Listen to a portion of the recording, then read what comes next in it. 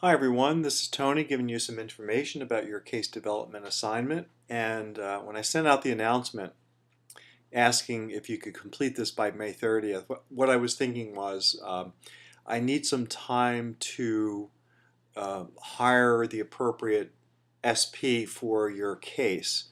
Officially, I think in the syllabus it says this case isn't due until June 12th. Um, so if that's when you submit it, that's fine. But what I'd like to do though, if you could let me know in advance the demographics of your case that you're developing, whether it's a male and a female and the age range, and then I will try to find the appropriate SP to play your case. So anyway, here's how to proceed. The first thing is to, on week 3, go to the assignment part and download and take a look at the first two documents. The one is the SP case template, which you can use in the future if you'd like. You can add, delete issues, uh, information that may be more useful to you in your place of work. You can take a look at the completed SP case, the chronic headache case, and what you're gonna download is the SP case template. Underscore assignment. That's the template that you will use to complete your case. And as you'll see with the completed case, this is kind of like what it would look like.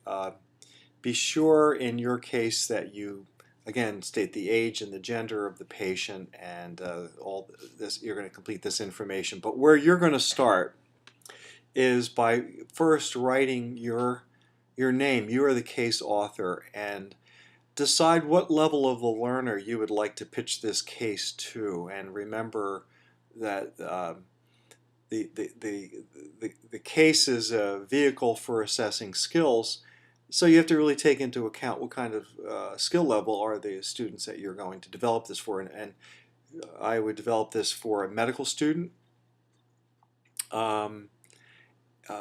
You could do this for a nursing student as well, but this will be a one-on-one encounter. So it would be a nurse or a med student or a resident interviewing and examining a patient.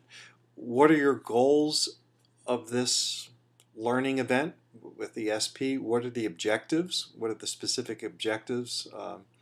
And you might want to put in also what are some of the challenges to the learners, and I went over some of these issues in the presentation. And you're going to write the patient's name in, again, the reason for visit. It might be helpful just to put this in bullet points. I think it's helpful to put this in the third person because the person reading this will have to assume the character. And write this as a layperson would read it, not as a medical record. That's extremely important. You are writing case notes for a lay standardized patient, an actor to pick up and learn the information. I would also encourage you to put a couple links to websites that imagine you're going to give the SP some information on how to play the case, what some of the issues may be. You can include images, and if you can find any, you can include links to videos or YouTube links. I'll leave that up to your creativity to try to find that information and include that in your case. Then you're going to work through the reason for visit, the chief complaint, and it's a series of questions and responses. And so the reason for visit, for example, what brings you in? You need to have some SP responses to these questions.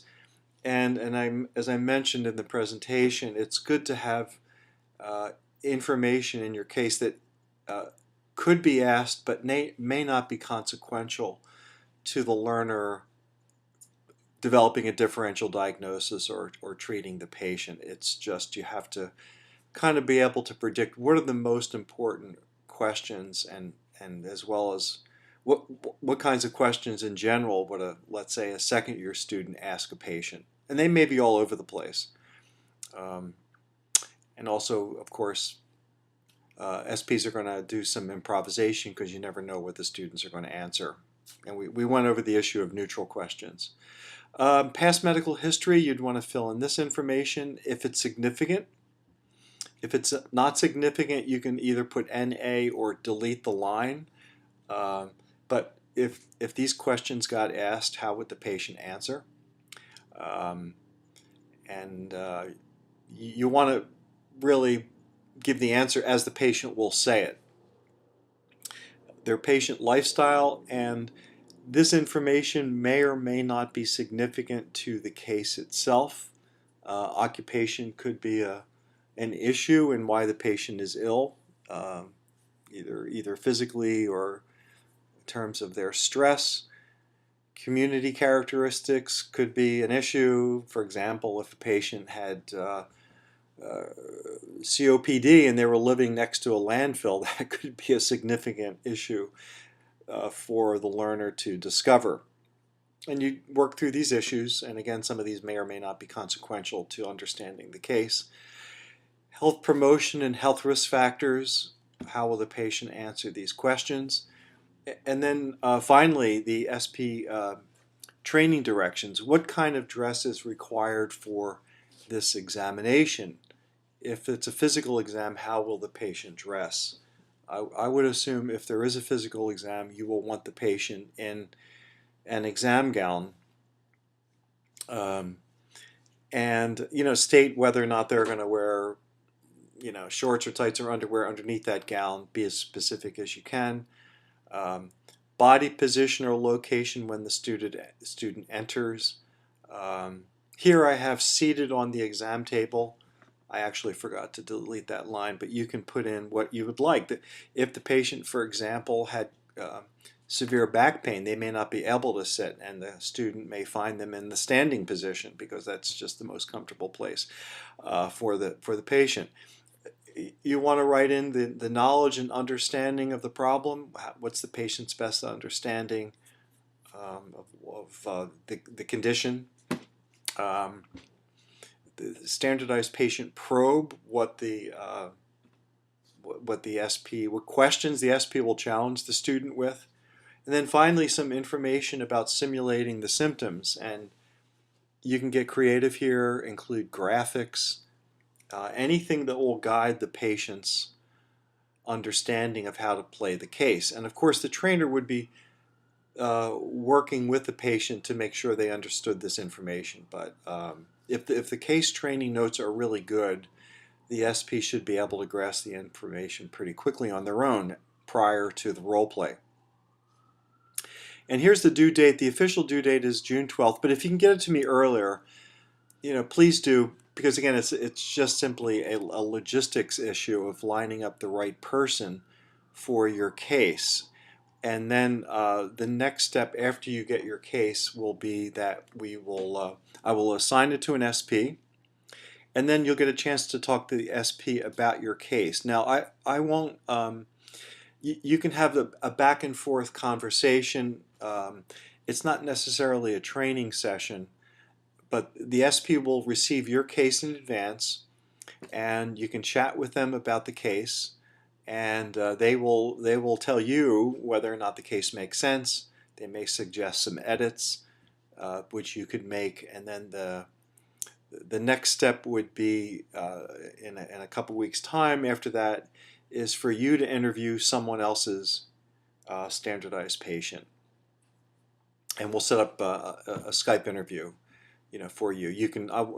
I will match you with an SP, and you guys can work out the time, and they can be flexible around your time schedule.